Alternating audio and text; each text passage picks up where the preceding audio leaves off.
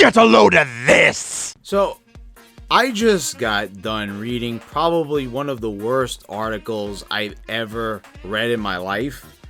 It was on the PlayStation 5. I heard about this review from many people, Boogie2988, a host of others. This is a article where you're really going to see, because I'm going to be reading through this with you and reacting to it. Now, I've already read it, and it's a disaster. Kotaku is known for making these articles, reviewing things, and sliding their politics, their worldviews in there. But I don't think they've ever done it quite like this. They've done it before, but this one is completely off the rails. It's just complete nutso. It's just bonkers. It's crazy. It's just, I mean, it's nuts. It's just horribly nuts and just bad in every single way. And I could safely say I disagree with this entire article. How the hell this even got published? How does this pass an editor? I don't know. I mean, this is a video game site, and they talk about some other forms of entertainment. But holy cow! I mean, let's just jump right into it, guys. So far, when I first started reading this, there's a brief mention in the beginning of the article where they talk about the PlayStation 5 and the specs and everything, and then at the end they said, well, how do you review something at a time like this? I was like, oh, is that what everyone's all hot and over? Are they, is it kind of like just kind of hinting at the pandemic a little bit there? And I was like, no.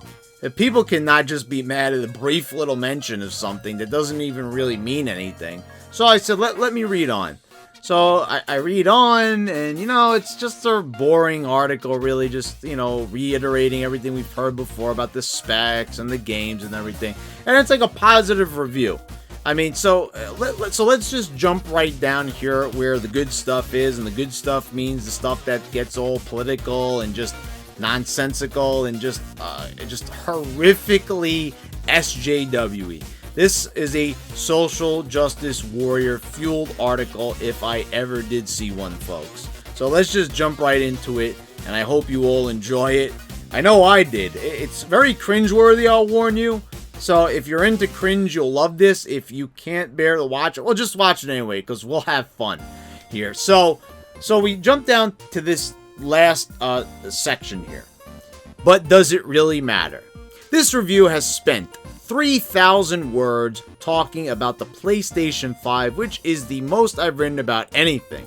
It's as good a video game console as there has ever been. The combination of ultra high definition video, increased frame rates, high-end graphics techniques like ray tracing, and the lightning fast SSD make it feel like a real deal. Next-gen successor to the PlayStation 4. And if you're not ready to give up on the previous console, the PlayStation 5 reliably runs a vast majority of the PlayStation 4 library, with many of those games receiving upgrades to fidelity, frame rate, and loading times. Okay, you already know how I feel about this.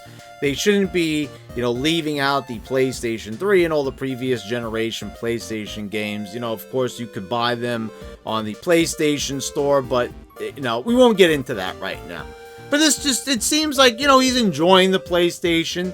This journalist likes the PlayStation. He's saying that it's very impressive. The speed at which it runs and the way how it handles the graphics. So, you could pretty much end it there, right? Go buy the console. He recommends it. It's a glowing endorsement. But of course it doesn't end right there, because we wouldn't even be making a video about something that's just a PlayStation 5 worshipping article, right? I mean, it seems like that at first glance, but then let's take a look at what follows. But I'd be remiss to ignore all the reasons not to be excited for the PlayStation 5. Oh, so this means you're going to talk about the fact that it's not backwards compatible with PlayStation 3 games. You're going to talk about the fact that maybe, it's not a very exciting launch. There's not a lot of great games for it. It could be better. Maybe it didn't burst onto the scene as well as the PlayStation 4 or the PlayStation 2. Maybe the Xbox One X has a leg up on it in some ways. Is that what you're about to say? Because that must be what you're about to say. Because what else could you say? You're a video game journalist. You certainly aren't going to get into anything outside of video games. Right? Right? The world is still reeling under the weight of the COVID-19 pandemic. There are more Americans out of work right now than at any point in the country's history, with no relief in sight. Our healthcare system is an inherently evil institution that forces people to ration life-saving medications like insulin and choose suicide over suffering with untreated mental illness. How the hell did they write something like this? Weren't we just talking about the specs on the video game console? Weren't we just talking about ray tracing and lightning fast SSD and backwards compatibility and things like that? And all of a sudden we're talking about the healthcare system. We're talking about the pandemic. We're talking about insulin. We're talking about suicide. There's a time and place for all of these topics, of course, and many of these things happen to be very important things, right? But this is an article reviewing a video game console. How any of these things, now it may affect it economically, I suppose. The pandemic will probably have an impact on it in certain ways, but how does this affect the quality of the system? You're reviewing it. A review is the quality of the system, not the surrounding factors around it. No, you're talking about the quality. Now this has to be it, right? Because after this paragraph, you must be jumping back into the world of gaming, right? Because it is a review on the PlayStation 5, after all, right? As I'm writing this, it looks very likely that Joe Biden will be our next president. But it's clear that the worst people aren't going away just because a new old white man is sitting behind the Resolute desk. Well, at least not this old white man. He's talking about himself, I suppose. Our government is fundamentally broken in a way that necessitates radical change rather than incremental electoralism. Okay, so we're not even talking about the pandemic anymore. We're talking about the presidential race, and we're talking about who should be running the country and the ideals of the country and the way that people feel. Okay, hello, Earth to video game journalist, are you there? Hello, because this is not about the PlayStation 5 anymore. You started talking about Joe Biden. You started talking about the office of president. You started talking about electoralism and how it affects our government. Okay? The harsh truth is that for the reasons listed above and more, a lot of people simply won't be able to buy the PlayStation 5. Oh no! Not everyone can buy it. Oh no! That has a big impact on the enjoyment of the console. Guys, I can't enjoy my Switch because not everyone has a Switch for varying reasons, so I don't think I could enjoy this anymore. What? Huh? Regardless of supply, or if they can, concerns over increasing austerity. I don't know what that word means. I probably should have looked it up before making this video, but who cares? In the United States, and the growing threat of widespread political violence supersede any enthusiasm about the console's SSD or how ray tracing makes reflections more realistic. I mean, people seem excited about it. I mean, I talk to people all the time, and they're just kind of waiting for all this shit to end with the pandemic. They're not like, they're watching Netflix, they're watching Hulu, they're watching all their favorite, shows and movies, and playing their favorite games and stuff. And, the pandemic is not really affecting their enjoyment of any of these things. Unless you have COVID and, you have a ventilator in you or something, like, okay, then I can understand why you might not be enjoying your precious PlayStation 5. But aside from that, it really has no bearing on it, does it? That's not to say you can't be excited for those things. I certainly am on some level, but there's an irrefutable level of privilege attached to the ability to simply tune out the world as it burns around you. Does this guy realize that he's a video game journalist, or has he just gone fully off the rails here? I mean, I don't know what happened, or what kind of political spell he fell under. How is this getting past the editor is what I want to know. How bad is the Kotaku editor? I know that their UK branch, went out of business, but this is the US branch we're talking about here. How is this getting past the editor? How are they saying, how are they reading? Oh yeah, I particularly love the part where you don't even review the PlayStation 5. What? I don't deny that video games can be an escape. It feels great to lose yourself in a fictional world where you can fix everything. Some of us see a strength or personality trait in video game characters that we wish we saw in ourselves. See, that's because it's called escapism, and what you're doing here is ruining it for everybody. You're taking them out of the experience. They're saying, don't enjoy. You're right here saying Ian Walker. I see your name right here at the bottom. Ian Walker, staff writer of Kotaku. You're basically saying right now to people, don't enjoy escapism. I'm going to ruin it completely for you by writing this article.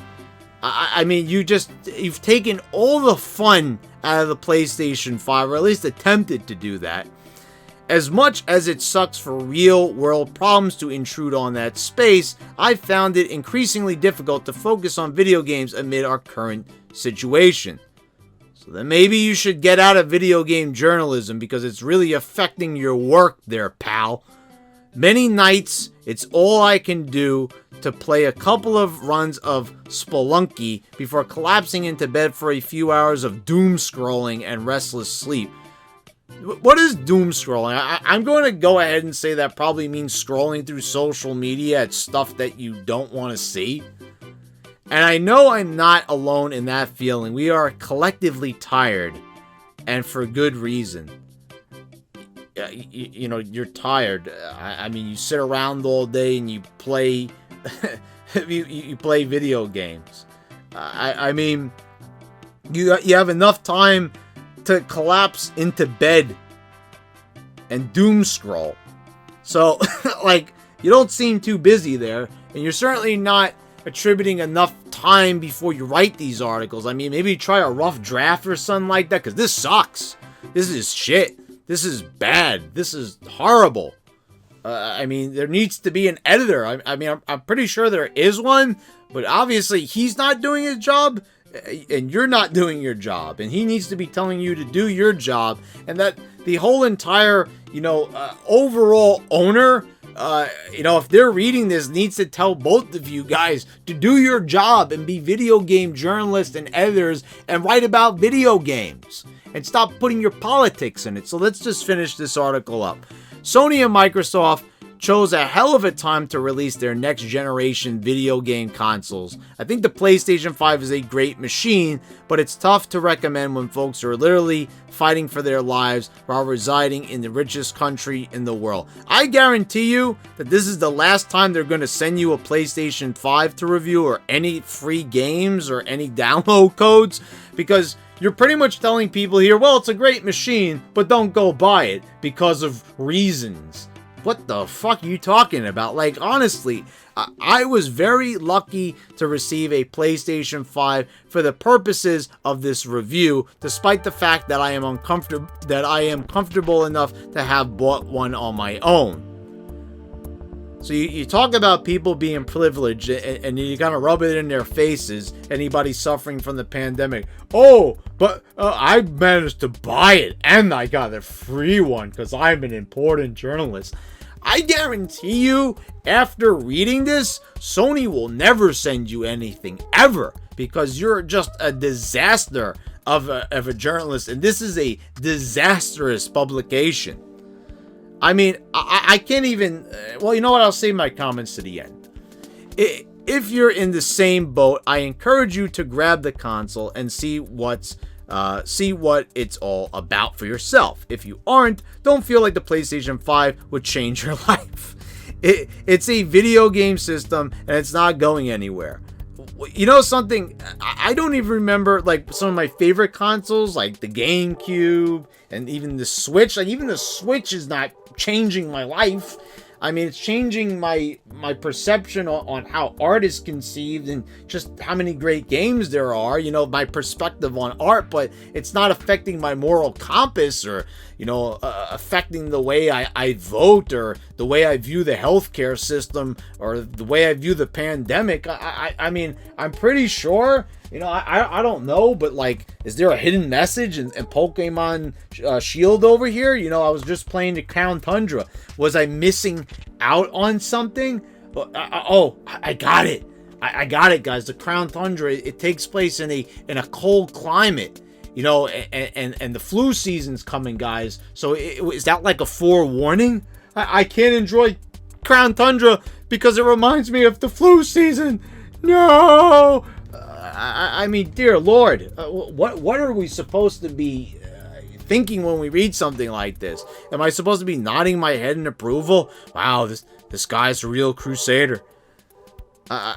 Anyway, let's finish up here. I'm looking forward to a time when we can all chat about next generation gaming on equal footing without a dozen daily crises looming over our heads. Until then, let's focus on what's truly important, even that means dipping out of the next gen hype machine for a bit.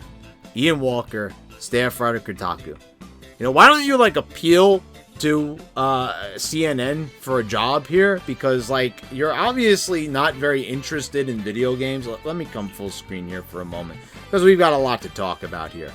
I mean, I've said it repeatedly throughout this video. This article was a complete disaster on all fronts. I mean, holy cannoli. This guy just went completely off the rails, went full SJW. He wasn't even talking about the PlayStation 5. All these things are bothering him. So I don't know, then give it to another journalist to write because this sucked. This was not a good article. This was a horrible review. It was really bad. It was terrible. You know, even I was reading, I had to skip through all of it pretty much. Like, I just skimmed it because I was just looking for the part where you went off the rails. No one's saying you did a good job with this article. You know, even the parts where you did talk about the PlayStation 5. I mean, all it was just a spec rundown throughout the whole thing. It was a copy and paste job. It was awful. I mean, I don't remember the last time I actually enjoyed reading a video game review. I mean, all the video game reviews that I go by now are what's on YouTube. And a lot of times, if I'm interested in the game, I just end up buying it. I don't listen to these brain-dead journalists. Because if I did, you know how many great games I'd be missing out on if I did do that? I'll tell you, quite a few. So I stopped doing that a long time ago. And I recommend you guys do the same thing. Because you get boneheads like this, complete morons, complete idiots, talking about stuff that they don't have any idea what they're talking about. I mean, you know, and I'm not saying, you know, this guy, whatever, he's got the freedom to think however he wants, but he shouldn't have the freedom to write it in a video game entertainment website. It has nothing to do with that. I mean, you're going to divide your audience reading the article. Now, of course, there's really only one type of person that really reads a Kotaku article, so I guess they're appealing. But I'm going to tell you something. I looked at the comments, and a lot of people, I don't know if they were coming over because of other people criticizing them on YouTube. Other people were looking at this. I don't know. Maybe some people enjoy Kotaku articles, even if they don't agree with them politically. But this is not the first time they've done this. Where is the editor? Where is the owner? I'm going to guess that they approved of this. They probably thought it was great. They thought it was grand. They thought it was spectacular. They thought it was a well-written article. I mean, give this guy a Pulitzer Prize then, I suppose. I mean, because if that's the standard of video game journalism right now, if it's all supposed to be about your politics and everything, then I guess he won, because I think he managed to put more politics in there, paragraph after paragraph after paragraph of endless politics and SJW, grandstanding, got on his soapbox there, didn't even mention PlayStation 5 in some of those sentences. I mean, I get what the guy was saying. There's so much going on in the world. How can we enjoy it? That's you. You're psychologically inept. You're so obsessed with the pandemic and all these things that you can't even focus on your job, writing the article. So I don't know. Take a break. Take an extended leave of absence. I don't know. Just don't give us this garbage anymore. This was completely awful. So let me know what you guys think in the comments down below. Do you agree with me? Please subscribe if you haven't already. Click the bell so you get all notifications when I post on my new videos. I want to thank all my patrons for your continued support. And thanks again, guys. I'll see you next time.